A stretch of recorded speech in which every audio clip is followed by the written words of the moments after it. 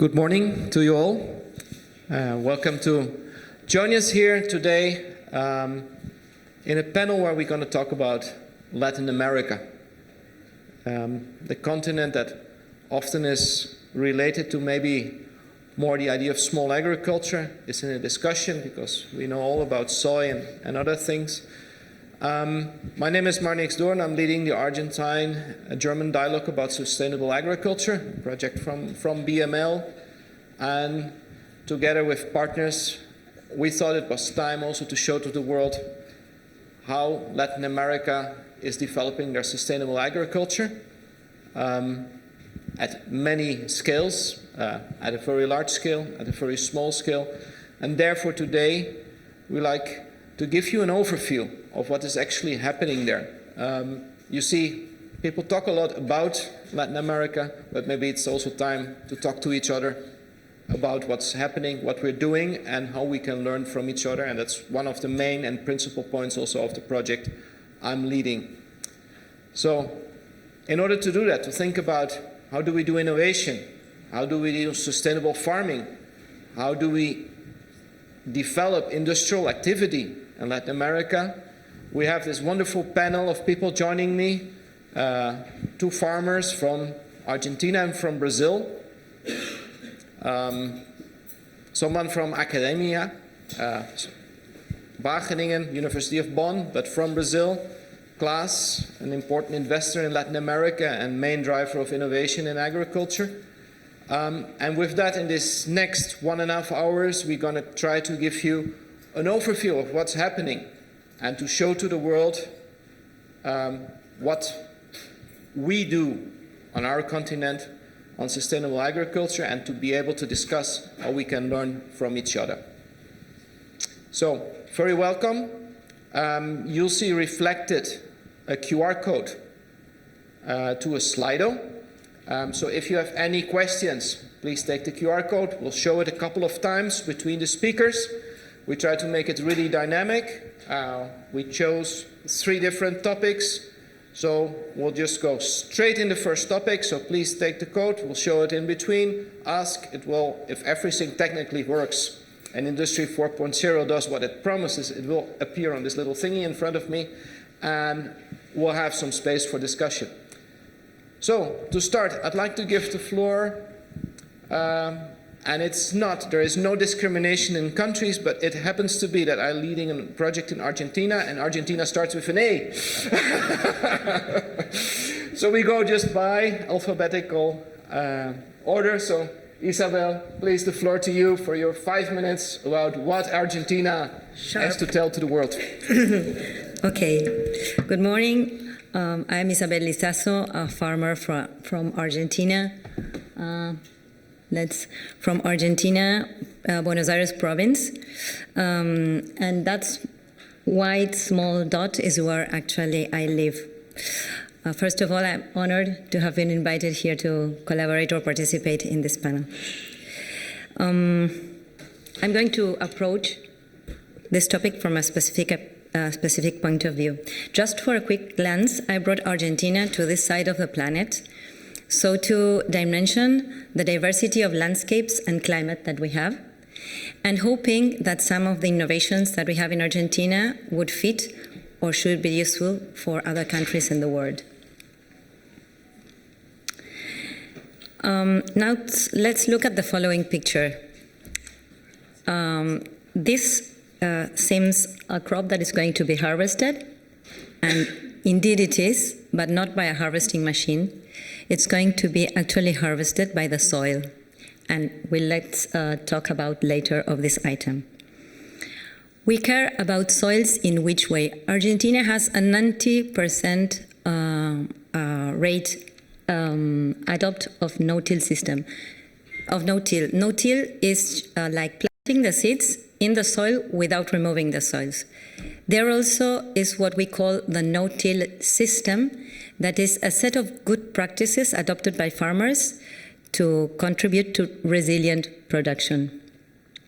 Now, I will simulate, in the no-till system we have good practices as crop rotation, diversification, nutrient of balance, and service crops. That was the first picture that I showed you. That was a service crop. So this is a 3-year rotation, and we will evaluate 2 different scenarios, one without service crops and the other with service crops. So what happens when roots and micro and mesofauna develop mostly when plants are growing on the surface?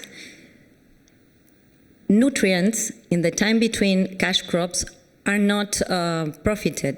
Nobody's taking those nutrients. So nutrients as nitrogen that are very, very mobile in the soils are lost by volatilization or lixiviation.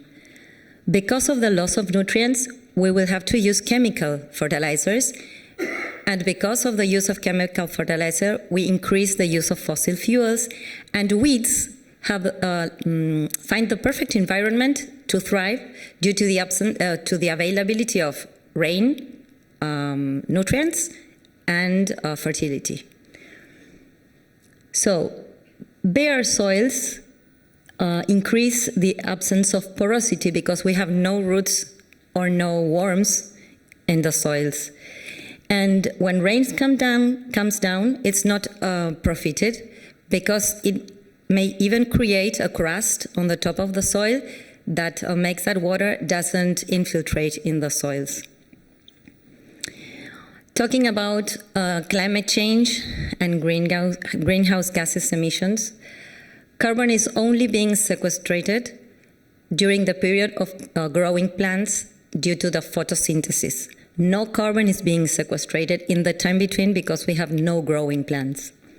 And the worst scenario possible is that in which we consider tillage machines as an option in that period in between cash crops.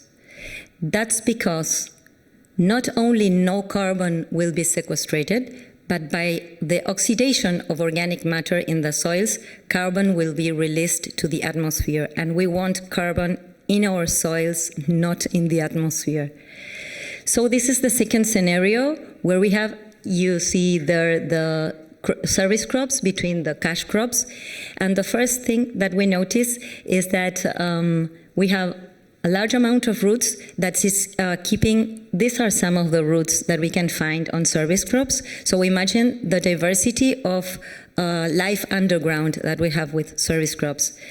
So those nutrients are taken by the service crops, and while service crop decomposes later, it becomes into the soil as organic fertilization. We reduce the use of fossil fuels. We don't have weeds or less weeds. We increase the organic matter. So those are lots of the benefits that we have with no-till system. So I really think that worldwide it should be adopted, like taking each method or each tool can be used in every part of the world as it fits better. So I say adopt the no-till system because of these numerous benefits, and I think that that's it. Thank you very much. Thank you. Thank you, Isabel. I must say, for me, it was also new when I arrived to Argentina to see this tremendous, I mean, I'm Dutch, I'm used to this really nice black soil thing, everything orderly. So if you look at it first, you think, why is it so messy? But there's a whole idea what Isabel just presented. So it's about mindset. I think let's keep with that. We go to the B, Brazil. Ana Carolina Zimmermann is going to give us a few, we go to a little other sector of what's happening in Brazil. Ana Carolina, please. The floor is yours. Oops. Good morning, everyone. I'm a Brazilian farmer. I raise beef cattle. We also have crops. And as a young farmer, and also have some colleagues of mine, I believe, especially in Brazil, we have the power to contribute for solving the 3 main crises we're facing right now, which is energy, climate change, and food security. And also, I claim that we have to have a seat at the table. So as farmers, our job is to cooperate with nature. So this is a farm we bought 3 years ago. and we have degraded soil, and our job is to cooperate so we can restore the soil while we're producing and providing food. So I like to share that normally we have very simple and effective practices that can help contributing in restoring the environment.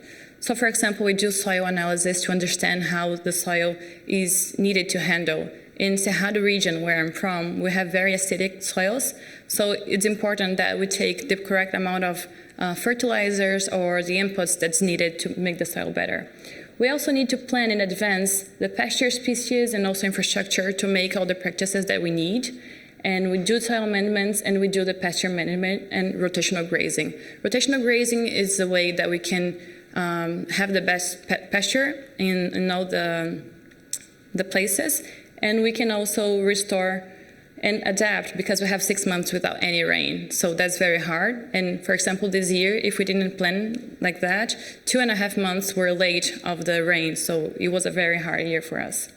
So also I would like to share some bio-inputs we're using. This is called Ariabatai, which is bacteria from Mandacaru. It's a cactus. You can see on this side, it's way greener than the other side. It was taken in November. It was also the dry season. And you can see this is greener than the other one. The difference is only a bacteria that helps us to be a little bit, to resist the dry season. So this is technology. We're also using organic fertilizers. And on the crop side, we're also using 100% no-till. As you can see the straw. It means you don't have bare soil. So this keeps the soil moisturized. It keeps preventing from erosions, as Isabel said, and amongst other things. We also have deposit for empty packaging and the areas of washing sprayers.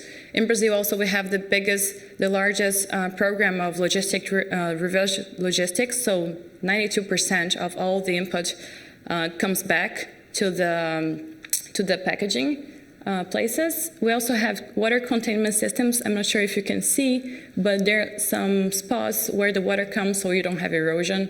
We have firefighting training because we understand the soil is what we have the best. We also have some legal requirements that we have to do. For example, it's imperative that we have legal reserve. In Cerrado region, at least 20% of our land must be destinated to preserve. We also have permanent preserved area, which is around lakes and water bodies, and also it's georeferenced. And we also reforest areas that are within our rivers and reservoirs. And there is the water spring preservation program, where every time we see some water springs, we're trying the best to keep them there because we believe we need to cooperate with nature. In the crop business, we have the irrigation system. So that dam was built 2.5 years ago. Especially this year, this dam it's quite big. It's about 100 hectares, which is 100 soccer fields. And this was pretty much dry. So this also tells us about how resilient we should be if we're dealing with climate change. If we didn't have that, probably we don't have much crop. And also we're using intensive pasture fattening, which means we can use crops and grains at the same site. So it means that we can be more effective while we are restoring the environment, while we're planning when we have the dry season. So I'd like to talk with you more. Please stay connected, and that's what we're doing. Thank you.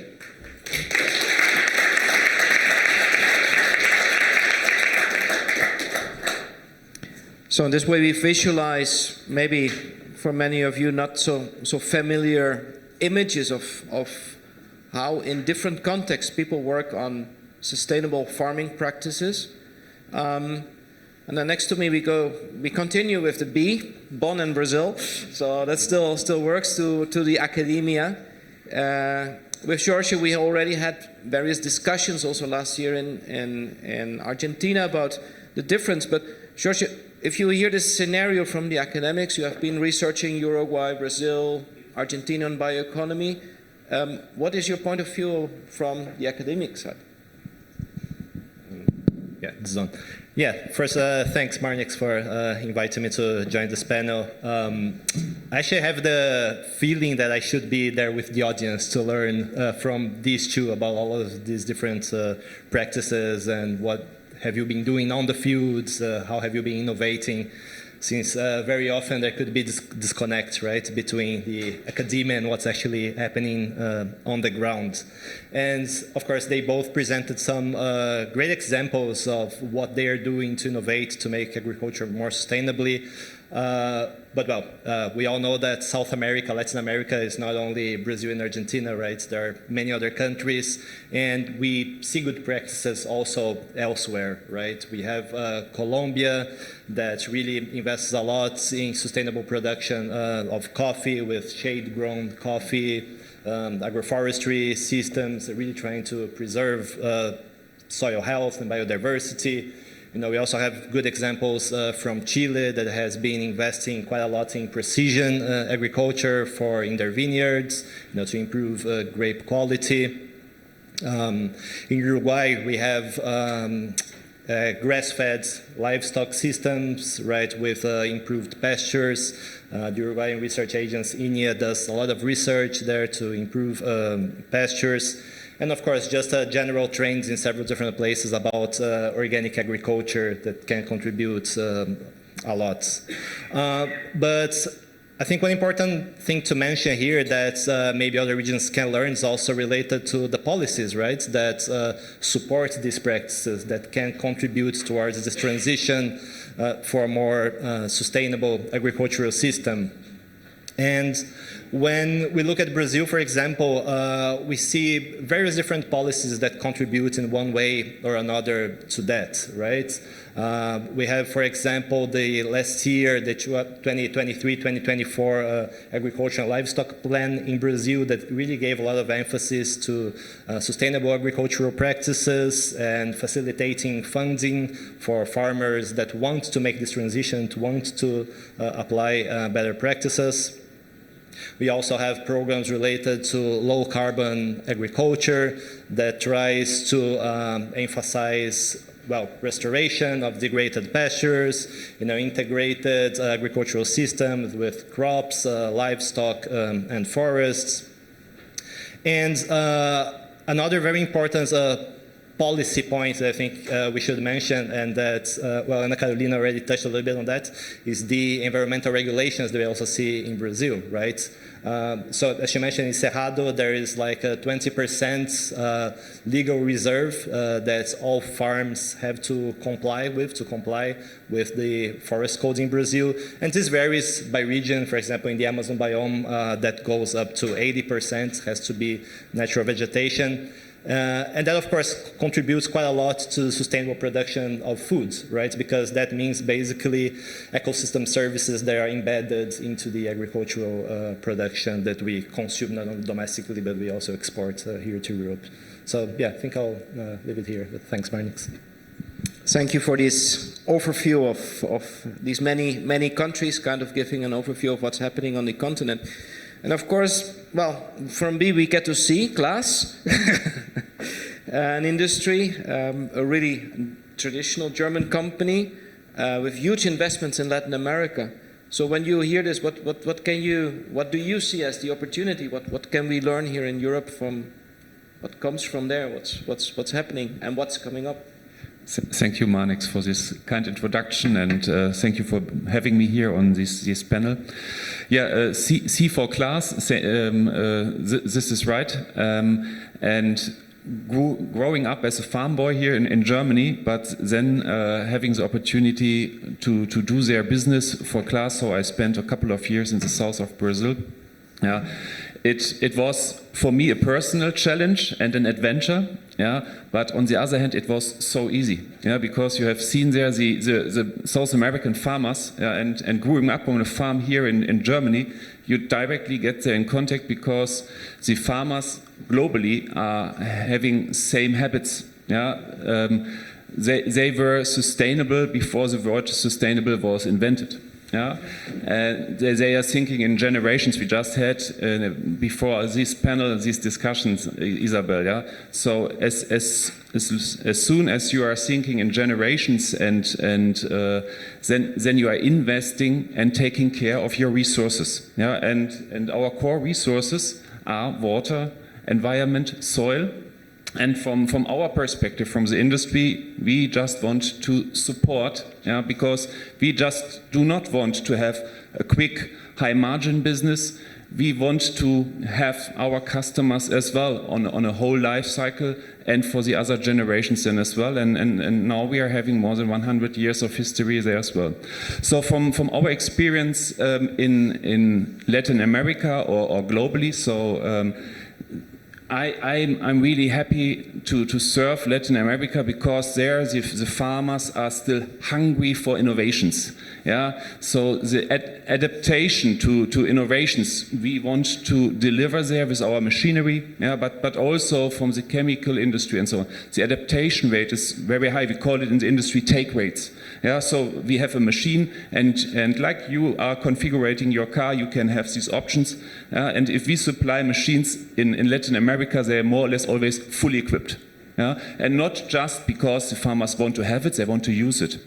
And they are testing these innovations and see the benefits of these machines. And for us, Latin America is a very important playground to develop together with the farmers there these innovations, and at the end to feed the world. So this is our common target, I would say, in industry, farmer, and consumer. So this is magic triangle. Thank you.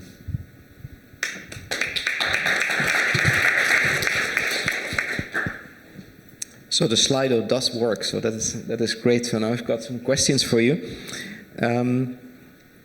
Coming in from the public, and I think we go to Isabel, because I think it's one of the questions you would expect now, also from a URM perspective.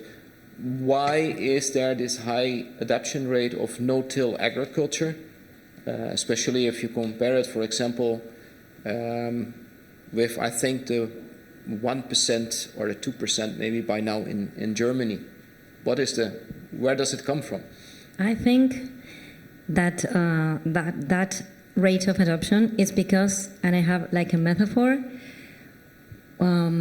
each one of us that has his home would repair the pipe system and paint the walls and take care of the floor and of the electricity. The same we do farmers with our soils. So for me, it's 2 + 2. Who is going not to care of its own building or his own family? So we do care for soils in that way. I think that is the high adoption of no-till. But doesn't it also have a really clear economical incentive? We don't have any. We have withholdings and taxes. On the contrary of the other parts of the world that have subsidies, we have all the contrary. High taxes and withholdings and bad agronomical politics and high prices for everything. We have different exchange rates for selling our goods than for buying products. We are paid lower than we pay our goods, our products. So I think that there's no how do you say, incentive, but the incentive comes from the farmers, because, as he said, we are sustainable, even before the word sustainable was. Well, the next, I expected a G question, and the G question came, so I'll address them to Ana Carolina. Of course, the question comes, okay, you work on no-till, but then glyphosate, the elephant in the room, no? Various questions coming up. Can you maintain this system, this cropping system? Do they fully depend on that? What's the influence? What can you comment on that? Because of course it's really criticized on glyphosate use as the chemical product to maintain these systems. Is that really true? Is there a solution to the future? Can you get rid of it? What is your opinion? No, they switch it on. Can you hear me? Okay, good. Okay, the first thing that I like to think about is that no-till keeps the soil safe. So if we talk about organic matter, how Cerrado was before and how is it right now? I mean, Brazil was a food importer 30 years ago, and now Brazil is a food exporter, and that's due to science, to technology, and etc. I was in Germany in September, right? And we were talking about also another NDTs, right? New genomic technologies, and how science was continuing and keep going, and how we were reviewing lots of concepts that we had about GMOs,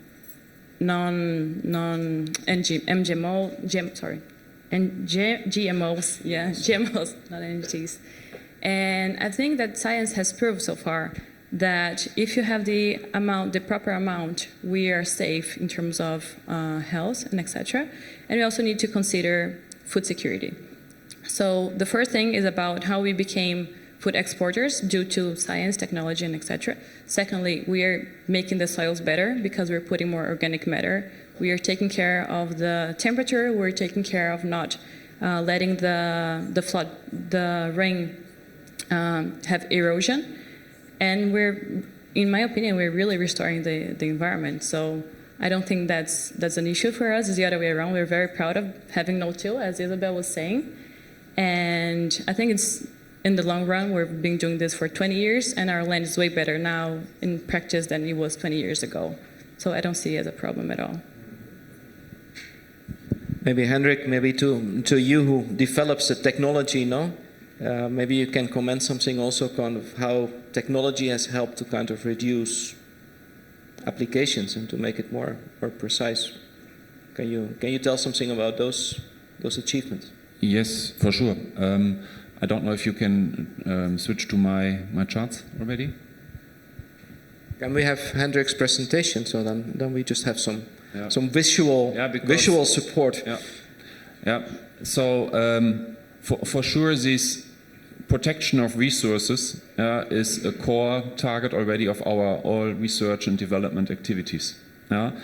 But sustainable is not only if you make it by law, you need some benefit out of it. And this is exactly what Isabel said. There is no law or incentive or subsidy. There is just benefit to do it.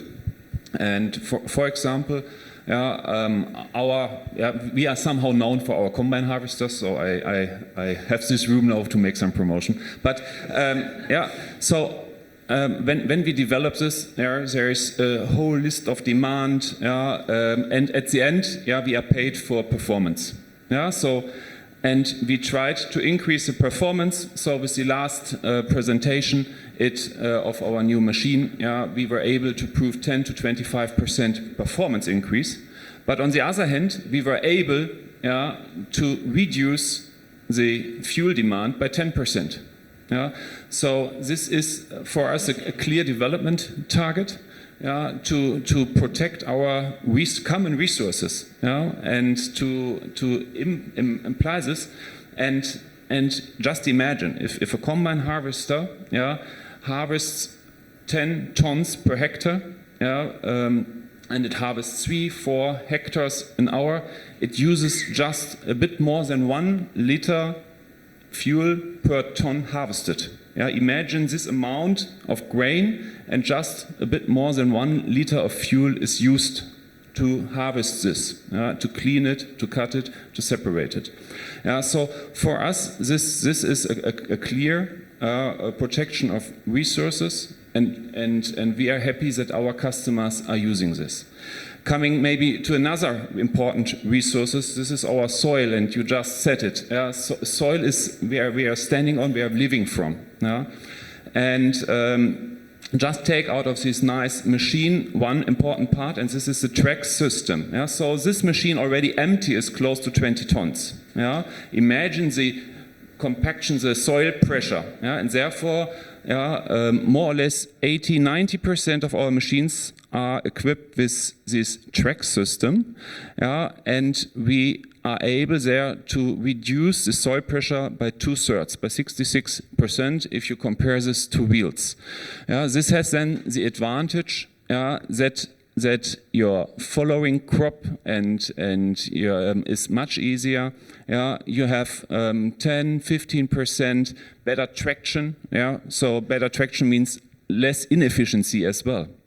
And for us, yeah, this is somehow our support, yeah, to protect the farmers' resources, yeah, that the following generations can live from.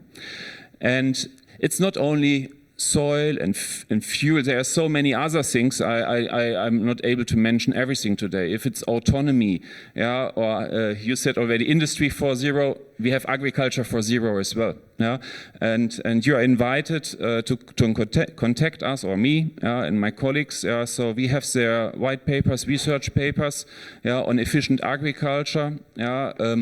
We are developing, so we are sure that maybe our combines, these 20-ton machines, yeah, are not in the future running only on electricity. Yeah, just to mention this already here. Yeah, but we are checking, yeah, alternative drives, how we can incorporate them into the machines. And also, yeah, on digitalization. This is a very important thing, because you have shown already on your farms, so you are collecting a massive amount of data, yeah, and this data has to be somehow analyzed, yeah, and with the service, you called it service crop. I really liked this term, yeah, because in German it's always cover crop or something. That's service crop. It's exactly what you said, yeah. But you are then with the first crop, yeah, in the crop rotation, you're collecting data. So for the following crop, you're having weather data, yeah. You have fertilizer data. You have spraying for so much data, yeah, and we need to somehow channel this in farm management systems, and we're doing there much as well together with other companies along the supply chain, because we just had with Mr. Kölsch small discussions. We are, I would say, even in Germany, yeah, the second biggest industry. Agribusiness is the second biggest industry, more or less in all countries. Yes, most countries maybe it's even still the biggest. Yeah, but the production of food, the sustainable production of food, is absolutely a core business. Yeah. Okay, that's we already rolled into innovation. As our second topic, yeah, we have seen what's been done. I think it's quite impressive scale. You're all kindly invited to visit Latin America, Brazil, and Argentina, because to see is something else than to talk about it. But we showed some pictures. If we talk about innovation, Isabel, you reached 95% of no tillage in Argentina. 90. Then the question is, if we're innovating, what's next? What can you show? What brings science? What's the next step? Are we going to put my second? We put your second. Okay. Because innovation is science, so it comes also to numbers. Can you give me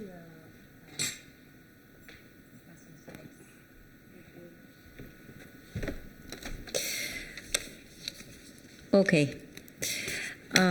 I looked for the word innovation in the dictionary, and it says that it is the act of introducing something new.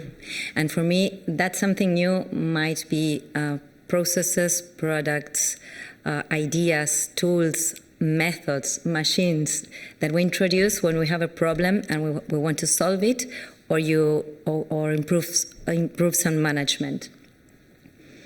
So consider this no-till system that I've been talking about as an innovation, because crops are resilient, and in this situation of climate change, they are certainly better able to withstand through extreme climatic conditions. So this is a really applicable innovation. On the other hand, this system stands for carbon sequestration, less use of fossil fuels. So it is expected that consumers will demand products from this kind of systems. So some time ago, I asked to myself if what I expected of using these innovative tools as a no-tillage system was really or had really a good environment impact. So I began to measure carbon emissions or footprint in the farmland. So this is a 5-year measuring carbon footprint, and obviously under the no-tillage system. So these are the methods about the management.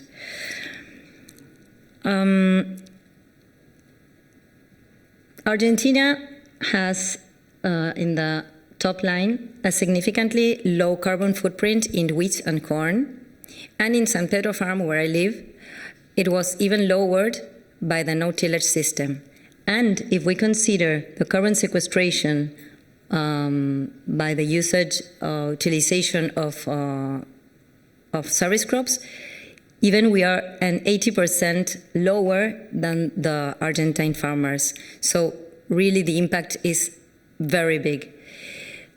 The first year here is 2018-2019 crop growing, and there were no service crops. So you can just simply look at no item below zero line. So the orange below zero indicates carbon sequestration. First year there were no service crops, and you can see that there was zero carbon sequestration because of the emissions of fertilizing, etc. So look at the impact that management has over greenhouse emissions. The same first year with no carbon sequestration, even we have reduction yields or lowest yields, the emissions were really high for San Pedro, but were the highest in my evaluation.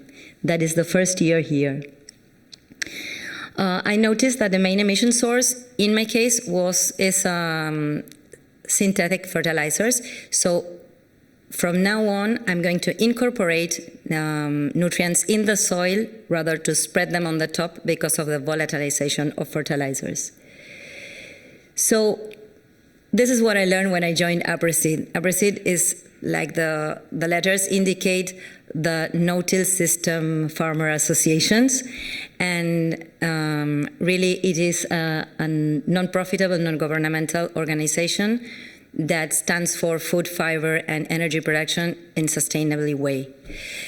So what can I say? We gather in APRESID lots of farmers living in the same region, and we exchange tools, innovations, management, problems, and we grow all together, sustained by science. So it's a perfect environment to have essay plots and to test every technology possible.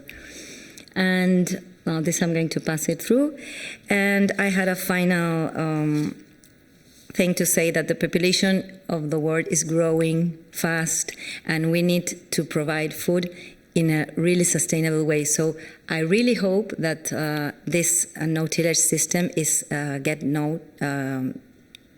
get knowledge of the no-tillage system, and it's adopted worldwide. Thank you very much. And there is also my cell phone and email. Just keep in contact. Thank you.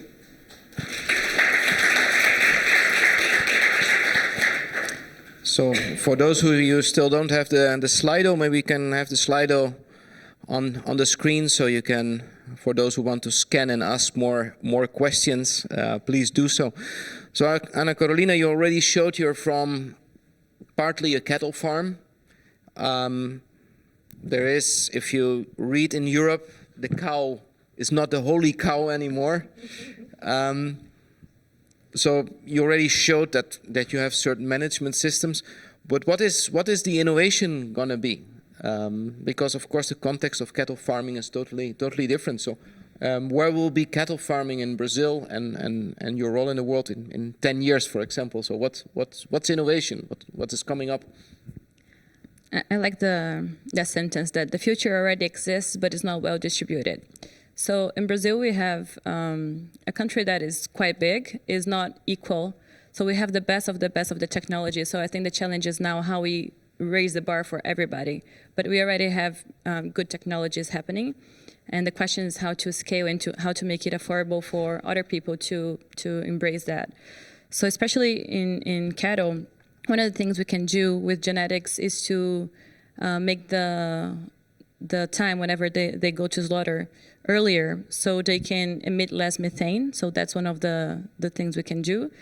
We can also use some additives in the feeding in general. There are some people who are already using it. You can reduce considerably the amount of methane you can emit. And also looking into pasture, because pasture also has a potential to capture carbon. So we're also doing service in that way.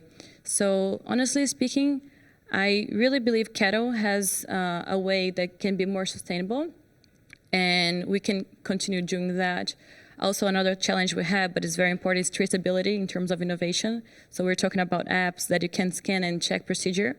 But my question here is, how can we also include farmers into that conversation? Because my impression, farmers are always being punished by doing their jobs, but they're never rewarded.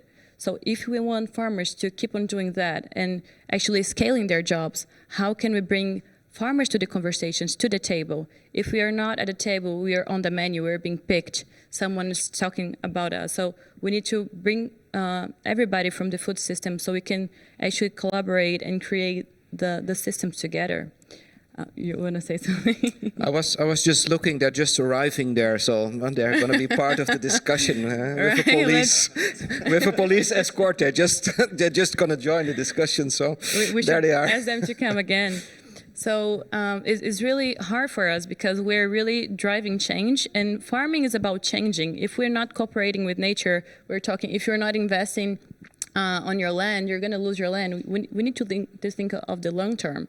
But in order to do that, we need to be viable. We need to be, so when you think about sustainability, we're talking about the environment, but we're also talking about social aspects. We're talking about people. We're also talking about money. And that's also, I think Georgia is going to talk about the rainforest maybe later.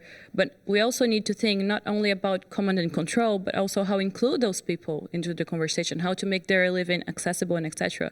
And that's what I'm standing for. So I can list lots of different innovations in that sense. I've showed you a few.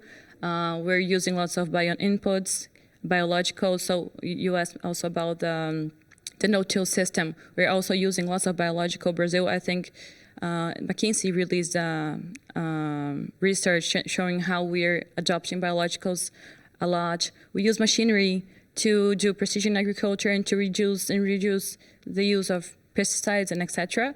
I mean, no one wants to pay more, for putting pesticides there. So that's a misconception that we want to use pesticides. We only use it when it's needed. And tropical agriculture is very challenging. It's very different from here. So I invite you to come over and to see what we're doing, and then you can have your own perceptions in that sense. There's lots of apps that are happening. One of the other challenges we have is internet, but nowadays we have Starlink, so it's a little bit better. But I think our biggest challenge is how we bring the future to everybody, how we bring farmers to the conversation, and how farmers can also capture some of that value that right now we're just not taking part in that conversation. So some of them, just one, if you want to check out, in Brazil we have the ABC plan, which is the low carbon agriculture. We have lots of practices there listed. They're innovative as well. We have the goals. And we have some incentives, especially for small and medium farmers that want to adopt that. That's a good practice that we could share. Thank you.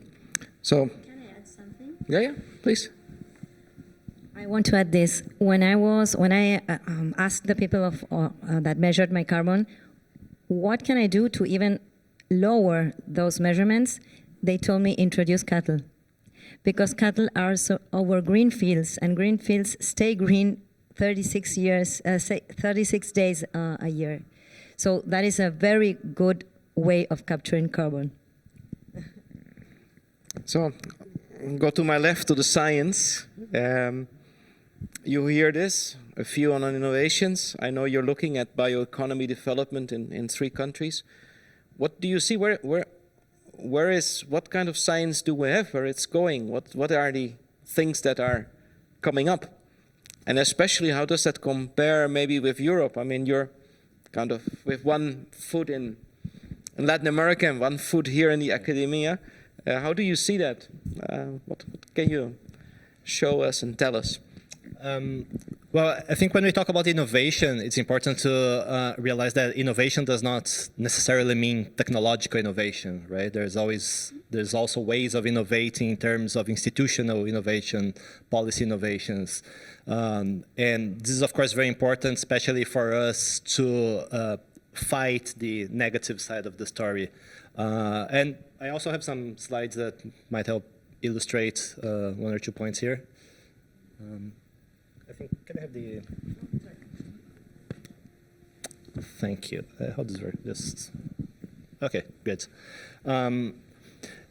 Yeah, so we have been talking a lot about the positive side of South American or Latin American agriculture, and I think we absolutely should do that. We probably don't do that enough, so I think that this panel here and this forum is a good opportunity for us to do that. But on the other hand, I think it's also important for us to acknowledge that there are problems, right? And one of the biggest problems that we face in the agricultural sector, especially in Brazil, is related to deforestation. In the Amazon, there are some estimates that we already lost around 8 million hectares, which represents almost 20% of the area. And of course, although we usually focus on the Amazon, and for good reasons, we also have to realize that there are other important biomes in the country, like the Cerrado. And there are estimates that suggest that the Cerrado already lost 45% of all of its natural vegetation. And that's extremely important because that is an important biome also in terms of ecosystems service provision, right, to renew water cycle. So deforestation by far is the biggest challenge that we currently have in the region, especially in Brazil. But there's also agricultural practices that can still be improved, right? So in the other graph that you can see here, is just you can see that Argentina and Brazil, their usage of pesticides per hectare of croplands is way above the regional averages. They're not the biggest users in the world, but they are for sure in the Latin American region. So there's also some opportunities there to improve that picture. But so what can we do, right, to improve our value chains, our agricultural value chains, to fight especially deforestation? Well, luckily, we have quite a lot of scientific evidence on this term, right? There are decades and decades of research, especially in Brazil, about what works and what does not work in terms of forest protection. And for example, one thing that we know that really does not work is voluntary commitments by individual companies.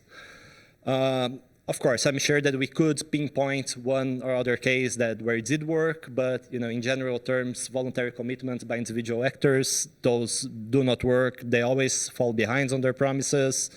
The monitoring and the definition of what forest is usually very subjective, and it's also very hard to provide third-party, independent, and scientific evidence about this topic. Another very popular instrument that we hear, and we hear also in combination with these voluntary commitments, is the topic of certification and sustainability standards. Here also we have vast academic literature about this topic and some evidence also for Brazil.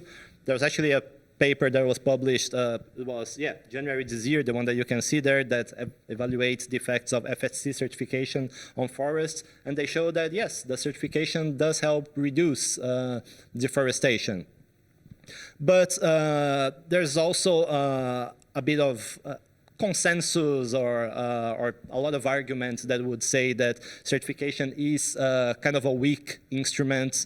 There is quite low additionality of this kind of instrument. Usually those that get certified are the ones that are already doing good practices and that are already deforesting anyways. But then what does work, right? And one thing that we know that does work, and here also there's a lot of consensus is that the Amazon soy moratorium was the single most successful initiative to reduce deforestation in the Amazon. Several studies published on this issue with numbers varying, but some suggest that the soy moratorium could have reduced up to 35% of deforestation rates, which is, of course, very impressive. And the soy moratorium is the most famous multilateral, multi-stakeholder commitment, but there are also similar initiatives also in the cattle sector, for example, in Brazil. And the results are also very promising. We see improvements in terms of productivity, access to credit, and various other outcomes. So these kinds of agreements that does include lots of different stakeholders, and especially the agreements that does cover a big share of the market, those can be actually very successful. And another thing that we know that does work, although there might be some resistance from some people, is command and control, right? Might not be the preferred option by everyone, but we do have a lot of evidence showing that does work. Since 2004, where a lot of policy measures have been introduced in the country, and where we started doing really improving monitoring and really doing targeted monitoring, that has helped quite a lot also to apply all those environmental regulations that we do have in the country. Since 2008... Jorge, maybe just in between, you show this is Latin American science, no? Yeah. What do your European colleagues, do they comprehend what's being done? Because if we're at the conference, we hear a lot of almost that you think in Europe, in general, there is a kind of a view that agriculture should go ecological, should be very extensive instead of intensive. And if you look here, it's more kind of trying to make the existing systems more productive, put tools on them, but not changing it. Maybe more even, I mean, we talk about sustainable intensification and making tools around that. Does that translate? Is there any cross-science evaluation where to go or what would be better? I think it's an interesting point of how all of this is perceived here in Europe, right? And well, luckily, recently or 2 or 3 years ago, we did a study exactly on that in cooperation with our colleagues from the Agropolitical Dialogue Brazil, Germany, looking at basically the perception of European, well, mostly German stakeholders regarding different policy measures that we could implement to clean, especially soy value chains in Brazil. And these actors, they agree to basically everything that I'm saying here. So we interviewed many different German stakeholders, from industry, farmers, also academia, retailers, and they will all tell you that indeed the soy moratorium was an excellent instrument, and they all pinpoint that as the single most effective policy instruments. The comments that I made about certification, they also resonate with German stakeholders. I think there is a very good overview of what works and what does not work.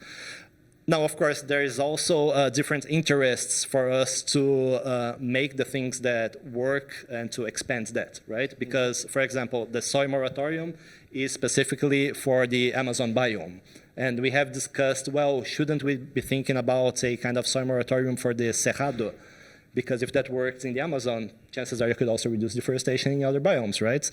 But there's where you have the political economy that gets complicated, right? Some actors would be against that because, of course, it just difficults commercialization and exports of that kind of commodity. But anyways, so we do have evidence of what works, what doesn't work. But I also wanted to say that not everything is necessarily negative, right? There is this paper that was published a few years ago, and this got very famous, was everywhere in the media, about the rotten apples of Brazil agribusiness, right? It's also a very provocative title. But one important takeaway here, what these researchers show, is that actually the absolute majority of farmers in Brazil are doing good agriculture, and they do comply with environmental regulations. And they give some numbers that I believe it's like 2% of rural properties in Brazil are responsible for 60-something% of deforestation. So, there are really a few actors that are really responsible for all the damage that we see. And that is, of course, also bad for all the other producers that are doing good agriculture and that are complying with the legislation, right? Because that just gives bad publicity for them. And doing so is possible in Brazil to identify who are the bad apples or the rotten apples, also because of all of the incredible data and monitoring systems that we do have implemented in Brazil. And here I mentioned like the PRODES, the TER, and you have the CAR, and everything, all this data you can access publicly, which is also I think a very good practice that possibly other countries should be trying to implement as well, because also that allows for independent monitoring and independent evaluation also from researchers. Yeah, what we see here, I think you can compare it to many other countries in Latin America. There is a lot of mapping, and you actually can have access to what's happening. Maybe before we go back to you, to Hendrik, it's interesting. So we have science, we have here the practices, no tilling. Klaas definitely has invested in machines adapted to that production system.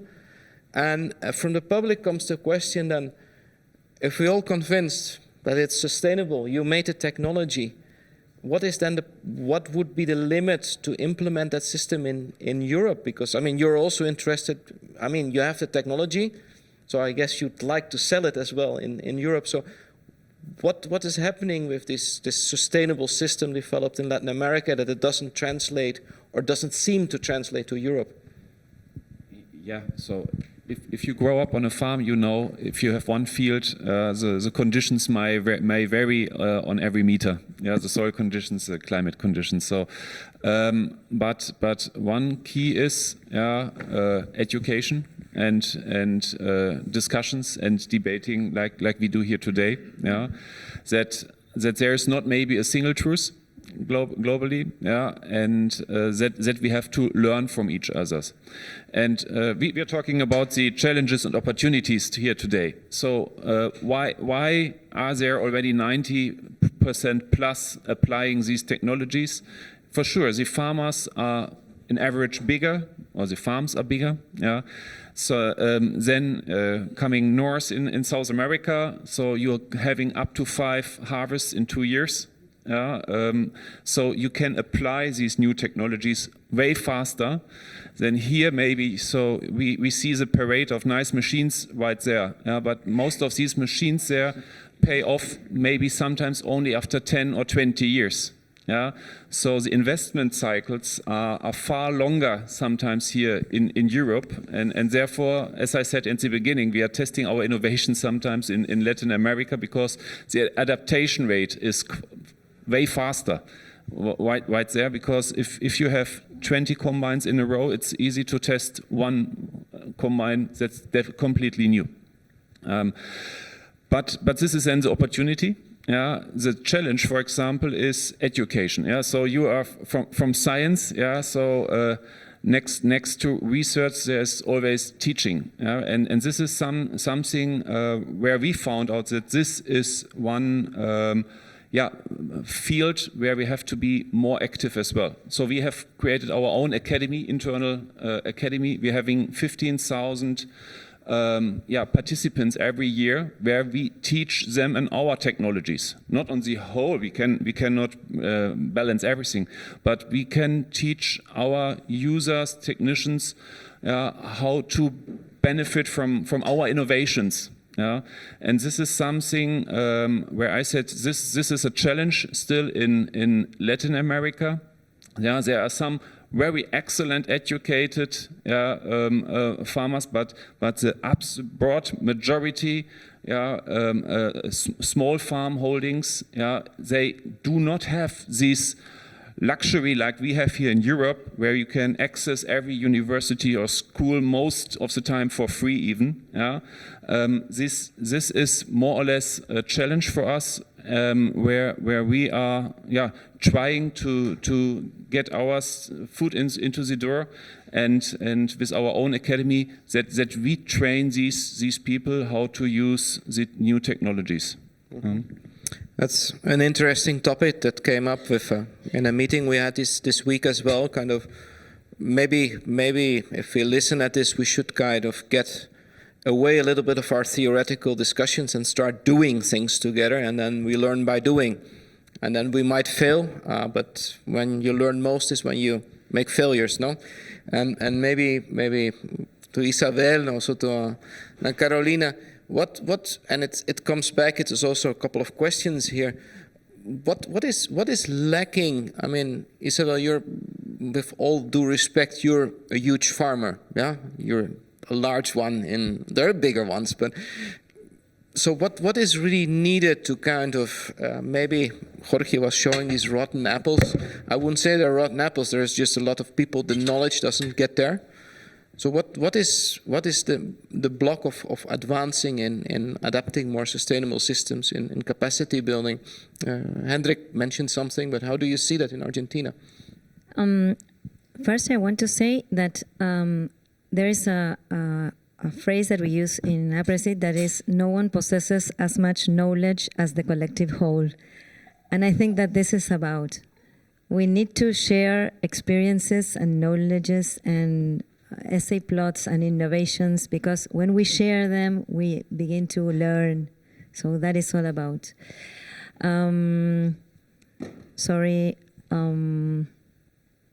I forget the question because no, the question kind of what is lacking to learn faster, or maybe what Hendrik is saying, kind of how do we do this technology push so that also in Argentina, maybe the smaller ones.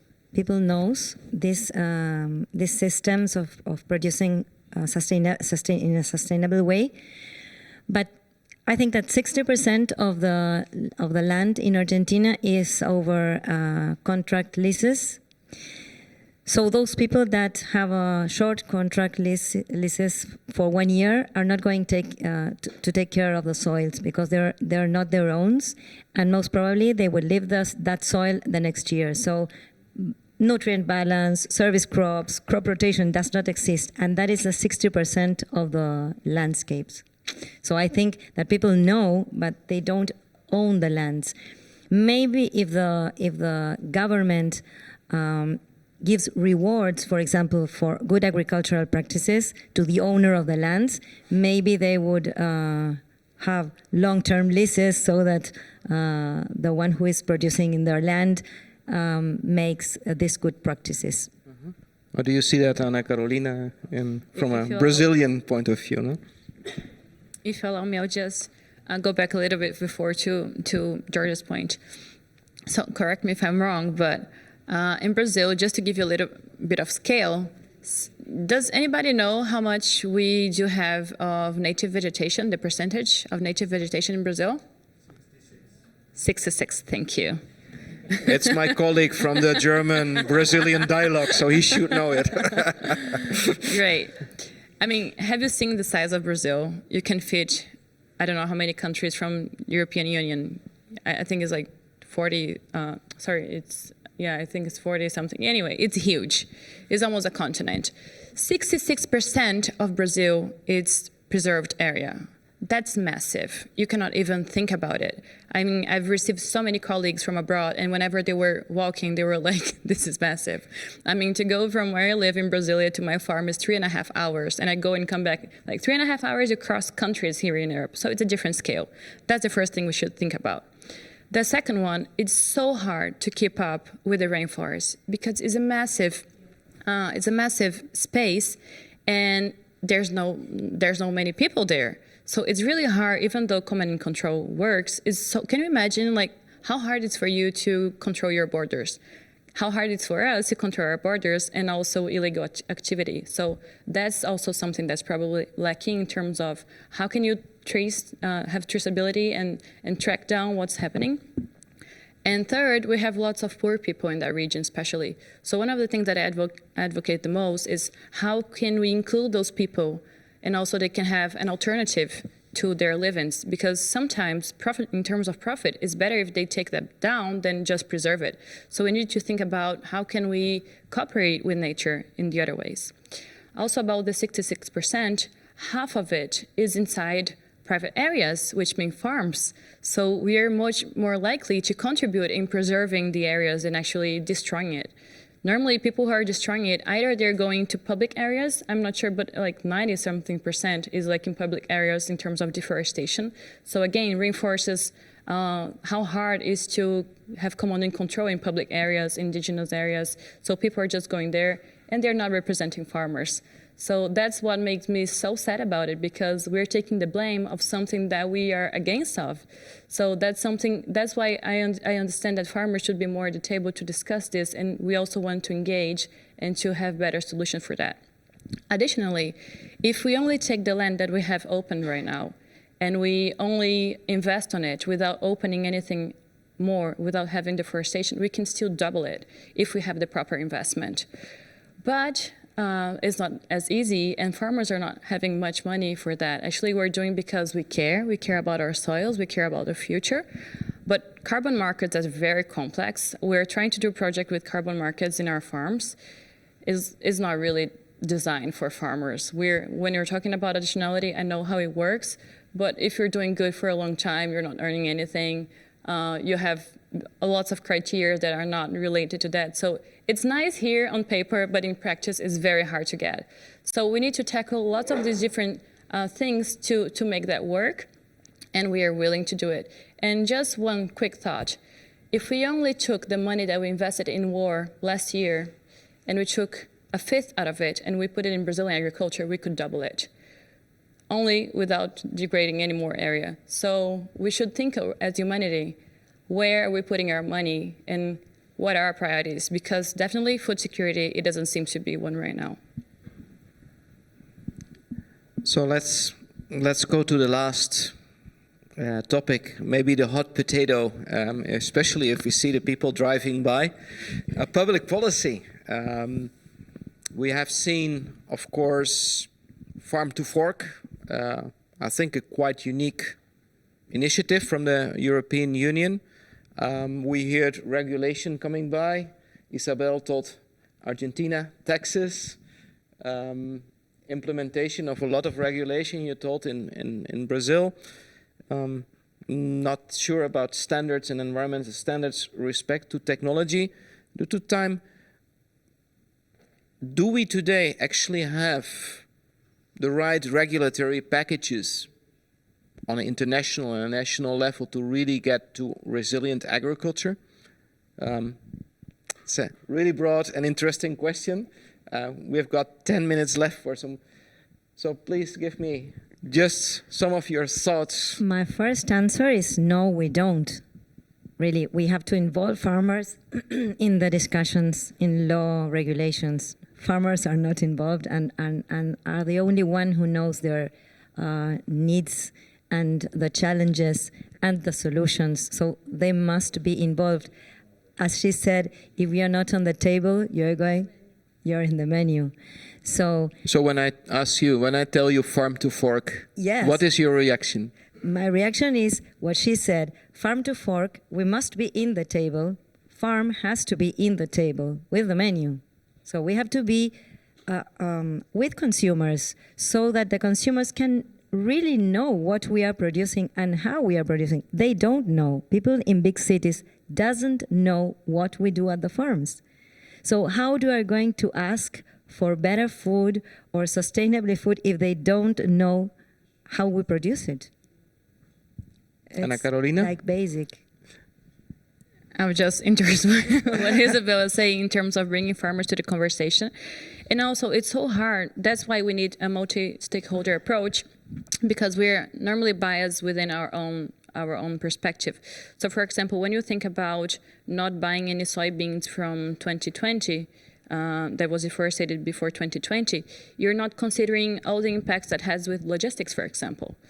So because the way that everything was designed, especially in Mato Grosso do Sul, you would have this huge amounts of places where you store things, and you would not differentiate where is it. So you have huge impacts that might have impacts in cost and etc. And we need to be prepared for the long run, not only specific measures now. So I'm not saying we should not be prohibited. I think we should, but in smarter ways in which you have different perspectives happening, and also in ways that farmers can also have some value out of it. Because sometimes what we're really struggling with, and I have Nella here who is working with young farmers, I have my colleagues who are young farmers, the next generation sometimes don't want to be farmers because it's so complex. It seems as a bad profession. Some people don't see it as viable in terms of business, that we also need to address that. So my question is, how can we also be part of this while you're being sustainable in all those ways, while you're thinking about future of farming as well?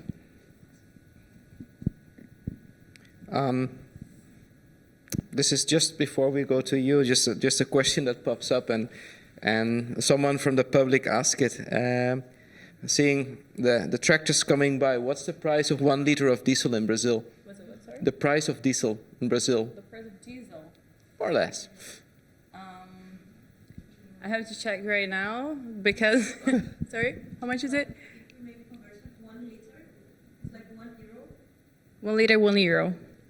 Isabel, I've been away for 2 months, so we It's had devaluation. similar. So Argentina is really dynamic. I think that is similar, yeah, because we just changed government in Argentina a few months ago, and the whole companies of fuel raised from 30 cents euro or dollar to 1 just in a month.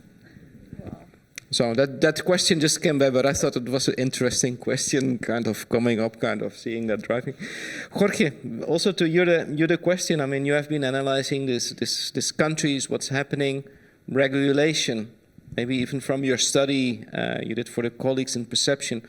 Does it help? Does it facilitate, or does it make things more difficult?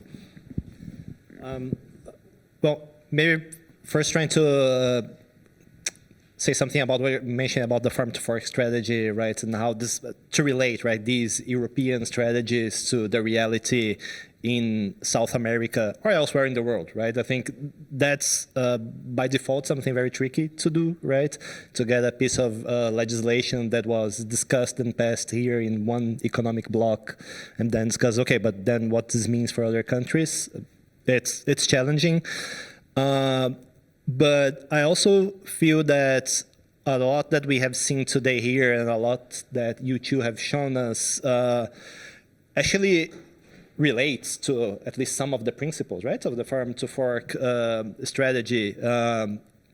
In terms of, for example, increasing organic farming practices, right? I mentioned that not only in Brazil and Argentina, but also in several other countries, organic agriculture is growing, although worldwide it's still just a tiny percentage of agricultural land that is organic certified. But then you have like reduction of pesticides, more broadly speaking, or integrated pest management.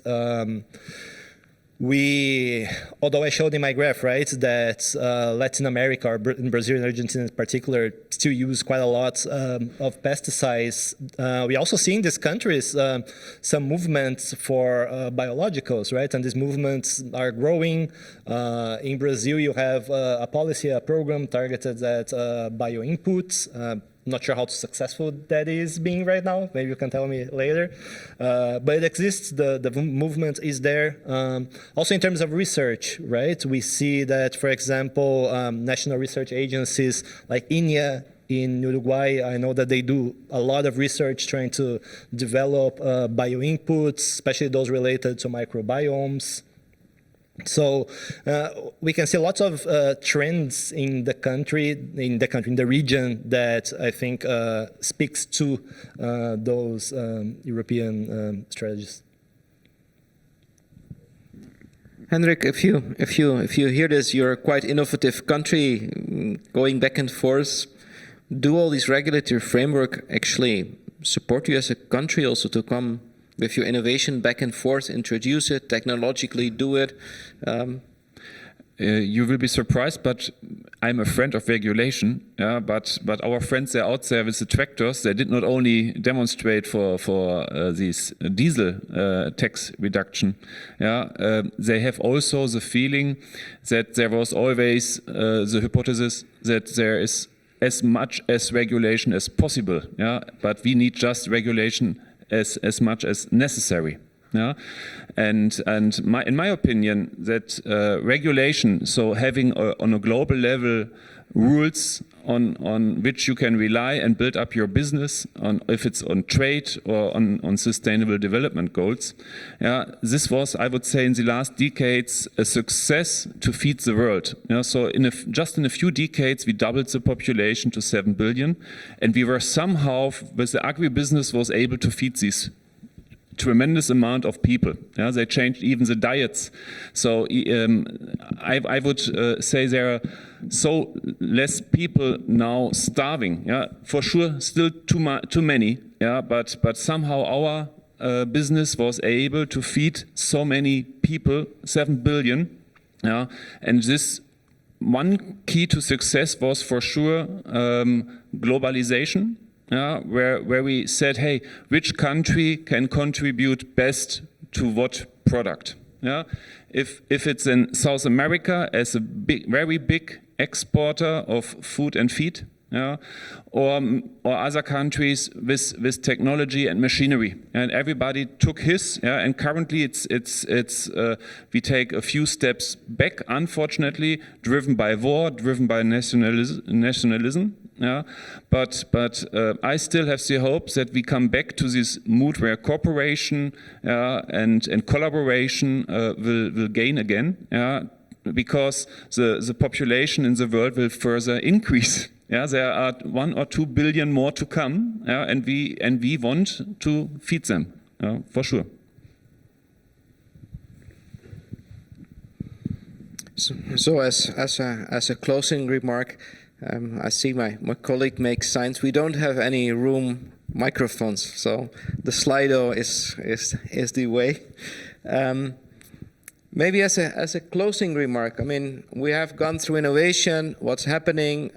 We commented on regulation, which also in this GFFA again has been on the agenda. No, if we only talk about the new deforestation regulation that's going on, and which we will be discussing also soon. You say farmers on the table. Well, we're going to discuss it soon with the countries of Mercosur, German experts, how to practically implement and that in practice. Finishing up, I mean, I heard various comments, but before wrapping up what we heard today, what would be your 1-minute message as a priority, what we need to do between our two continents to start learning or to start improving more quickly? Anybody? What is come from this discussion? The first thing you think about? We start at A again, so you have some time to think. Short, very short, because it's get together. It continues being my first thought. Get together and dialogue. And